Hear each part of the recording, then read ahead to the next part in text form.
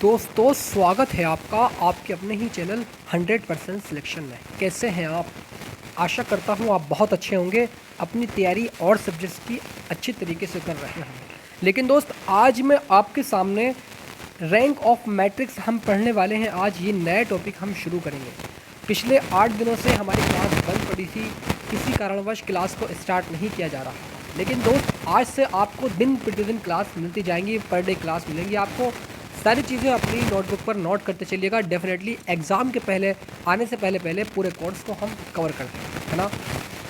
तो आइए दोस्त, हम ज़्यादा बात नहीं करते हुए अपने टॉपिक की ओर चलते हैं। और कोई भी दिक्कत आपको परेशानी आती हो, डेफिनेटली आप इस नंबर पर कॉल कर सकते हैं 9997574396। दोस्तों ये जो कोर्स मैं डिज़ाइन कर रहा हूँ अप्लाइड मैथमेटिक्स का, एकदम फ्री ऑफ कॉस्ट है। प्लेलिस्ट में जाकर आप देखिएगा, लाइन टू लाइन वीडियोस पड़ी हुई है ना। तो आइए दोस्त, हम इस वीडियोस को स्टार्ट करते हैं और चलते हैं अपने टॉपिक की ओर। तो आज हम पढ़ने वाले हैं दोस्त रैंक ऑफ मैट्रिक्स। इसकी सारी बातें एकदम धीरे धीरे से समझते हुए चलेंगे, है ना। जैसे हम क्वेश्चन सॉल्व करेंगे तो वहाँ पर आपको और अच्छे से क्लियर होगा। आप यहाँ पर देख रहे हैं कि ये देख रहे हैं कि यहाँ पर रैंक ऑफ मैट्रिक्स लिखा हुआ है, यानी आव्यूह की कोटि को हम पी से या रो ओ से नोट करते हैं। कहीं कहीं बुक में रो ऐसे भी नोट करते हैं इसको। इस चीज़ को आप याद रखेंगे। क्या पढ़ा भी आपने? रैंक ऑफ मैट्रिक्स यानी आव्यूह की कोटि को हम रो ऐसे डिनोट करते हैं, ठीक है। इसमें 3 प्रकार होते हैं: by minor, by normal form of conical transformation, ठीक है। उसके बाद में सी होता है बाई इचलन फॉर्म, ठीक है। तो दोस्तों ये सारी बातें हम पढ़ेंगे इस वीडियो में। अब बी और सी तो नेक्स्ट वीडियो में। अभी फ़िलहाल हम बाई माइनर यानी इसको हम अच्छे तरीके से आपके सामने पेश करेंगे।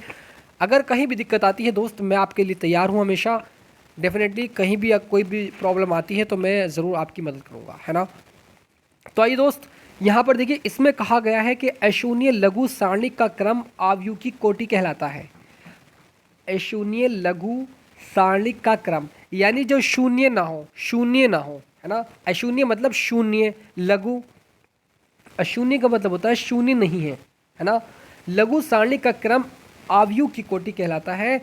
जैसे order of non zero minor is called rank of A matrix, ठीक है।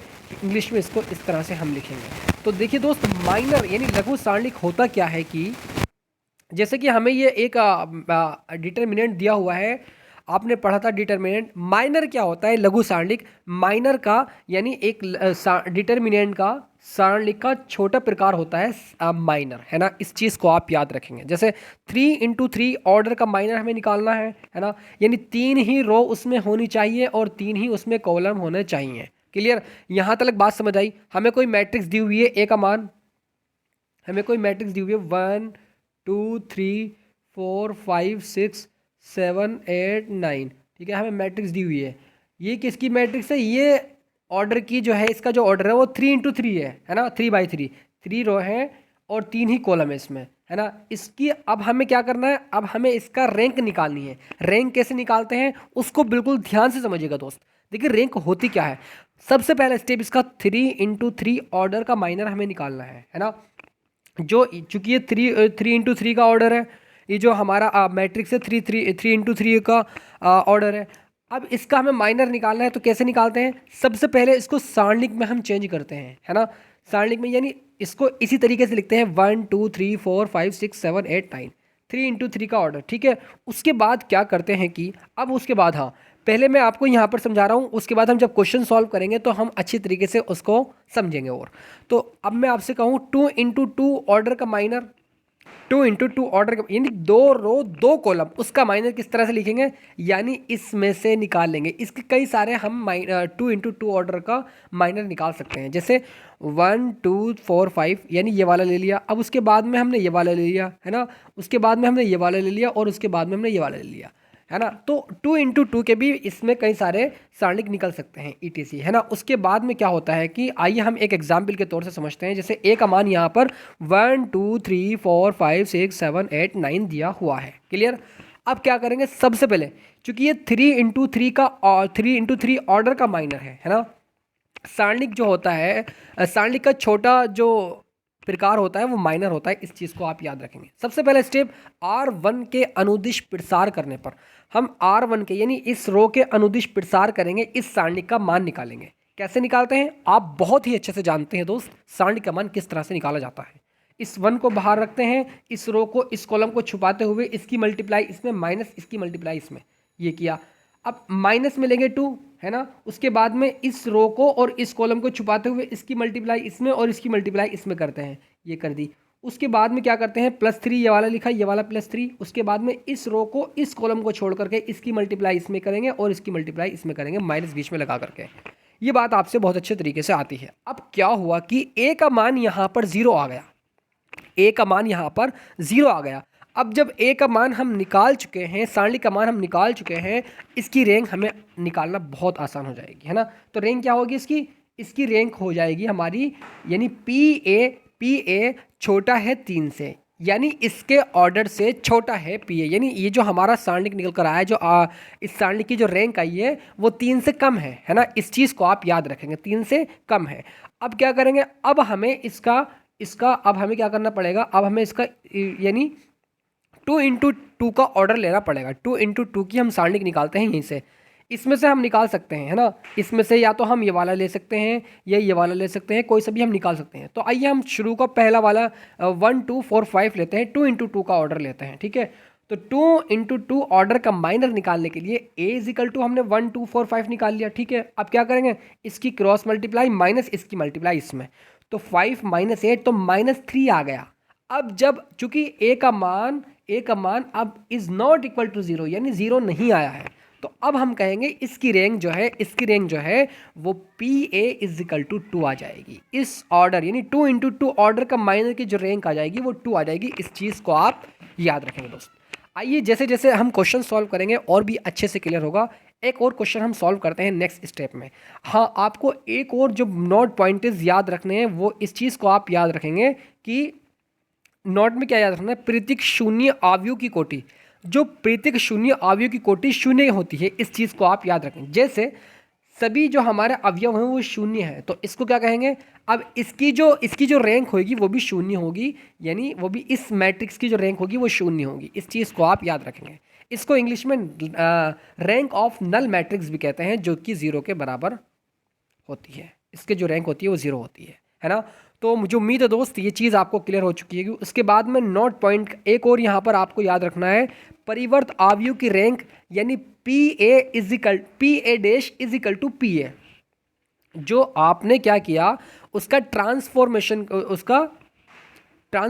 कर दिया, है ना, ट्रांसपोज कर दिया उसका ट्रांसपोज।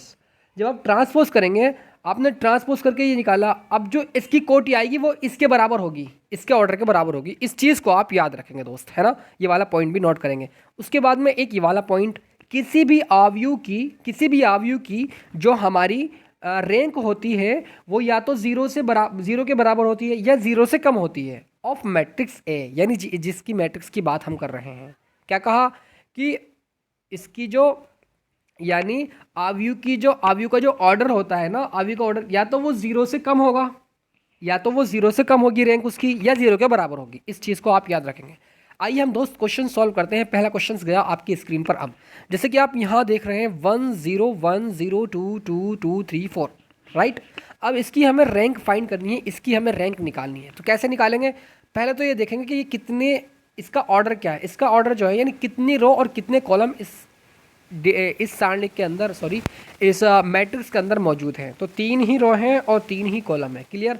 तो हमने क्या लिखा है इसका order, 3/3, clear. Rho into column की रो इंटू कॉलम आ गया, ठीक है। अब इसका सॉल्यूशन कैसे करेंगे, सबसे पहले हमें 3 × 3 ऑर्डर का माइनर निकालना पड़ेगा, है ना। यानी इस मैट्रिक्स को डिटर्मिनेंट की फॉर्म में लिखेंगे। यहाँ पर इस तरीके से, ये हमने गलत लिखा है इधर, हाँ इधर ऐसे, ये क्या गया, ये डिटर्मिनेंट में हमने इसको कन्वर्ट कर लिया। अब क्या करेंगे, अब हम इस R1 के अनुदिश प्रसार करेंगे, इसका हमें इसकी रैंक फाइंड करनी है ना। सबसे पहले हम इसको सारणी में चेंज करेंगे। सारणी में चेंज करने के बाद यानी बस इसको सीधा कर देंगे, ये सारणी में चेंज हो जाएगा। उसके बाद इसका मान निकालेंगे R1 के अनुदिश, है ना। तो हमने इसका मान जब निकाला, यहाँ से आप अच्छे से जानते हैं किस तरह से मान निकलते हैं। तो इसका मान जब हम निकाला तो -2 आया। अब -2 है जो वो इज़ नॉट इक्वल टू 0, यानी वो 0 के बराबर नहीं है ना, वो 0 के बराबर नहीं है। अगर 0 के बराबर नहीं है तो इसकी रैंक कितनी हो जाएगी, इसकी रैंक जो हो जाएगी, यानी इस ऑर्डर की जो रैंक हो जाएगी वो 3 हो जाएगी।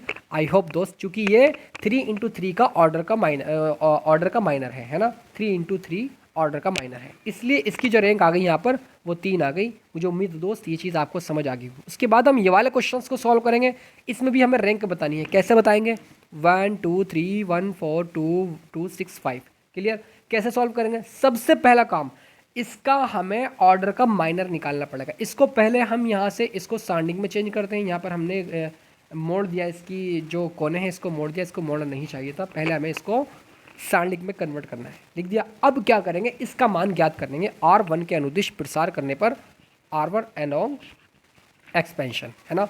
तो यहाँ से जैसे ही हम इसका एक्सपेंशन करेंगे, इसका प्रसार करेंगे, तो कैसे करेंगे भाई, इसका मान निकालेंगे। आई होप दोस्त ये आपसे मान निकालना आता होगा।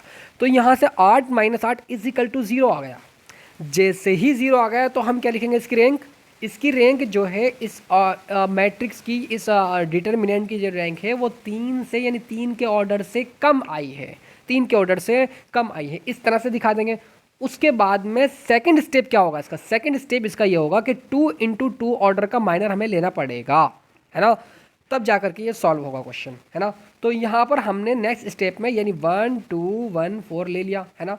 तो 1 2 1 4 हमने यहाँ पर नेक्स्ट स्टेप में इस तरह से लिख करके 2 × 2 ऑर्डर का माइनर यानी 1 2 1 4, क्लियर। अब क्या करेंगे, इसकी मल्टीप्लाई इसमें 4 माइनस बीच में लगा करके इसकी मल्टीप्लाई इसमें ये आ गया। तो 4 - 2 यानी 2 इज़ नॉट इक्वल टू 0। अब ये 0 के बराबर नहीं है तो क्या कहेंगे, यहाँ तो 0 आ रहा था, जब 0 आ रहा है तो क्या कहा, यानी इसकी जो रैंक है वो ऑर्डर से कम है, वो ऑर्डर से कम है। अब इसकी रैंक कितनी आई, इसकी रैंक जो है वो 2 आ गई। कैसे, अरे भाई चूंकि ये 2 × 2 ऑर्डर का माइनर है ना, इस चीज़ को आप याद रखेंगे दोस्त, इसका ये आंसर हो जाएगा। बस इसकी रैंक हमें फाइंड करनी थी, तो 0 के बराबर नहीं आती है और जितना ऑर्डर होता है उसकी उतनी रैंक होती है। मुझे उम्मीद है दोस्त ये चीज़ आपको समझ आ गई होगी। उसके बाद हम चलते हैं 2009 में क्वेश्चन पूछा गया है, क्वेश्चन नंबर 3। तो क्या है कि दोस्त इसमें भी हमें क्या रैंक ज्ञात करनी है। कैसे करते हैं, बहुत सिंपल है दोस्त, कुछ भी नहीं है। यहाँ पर 1 2 3 1 3 5 2 5 8 यानी 3/3 का इसका ऑर्डर है, क्लियर। इसमें हमें रैंक फाइंड करनी है, वही स्टेप वही लॉजिक लगेगा इसमें भी।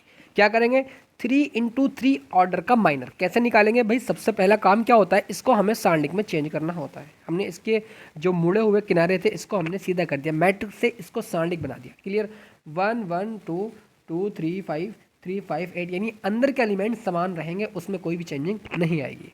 अब क्या करेंगे, इसका मान फाइंड करेंगे, यानी R1 के अनुदिश यानी R1 एलोंग एक्सपेंशन, है ना, R1 के अनुदिश प्रसार करने पर। तो क्या करेंगे कि इस 1 को बाहर रखेंगे, इस 1 को बाहर रखेंगे, इसकी ये वाले इसको रो को कॉलम को छुपा करके इसकी मल्टीप्लाई इसमें माइनस इसकी मल्टीप्लाई इसमें, आपसे अच्छे से आती है। यहाँ से मान जब हमने इसका निकाला तो 0 आ गया।